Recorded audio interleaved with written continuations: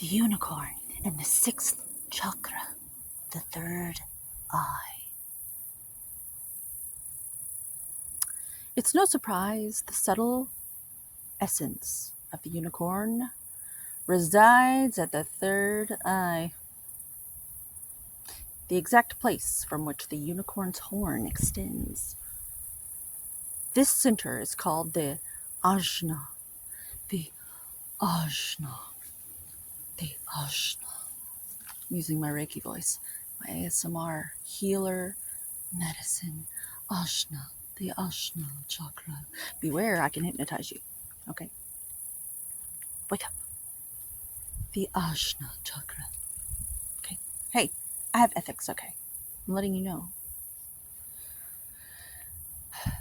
The ancient yogis believed it to be responsible for our intellect, intuition, and deepest wisdom. Some say our two eyes see the past and present, while this third eye peers into the future. Have a good day. And get that horn away from me. I'm impenetrable. I suggest you practice on being safe.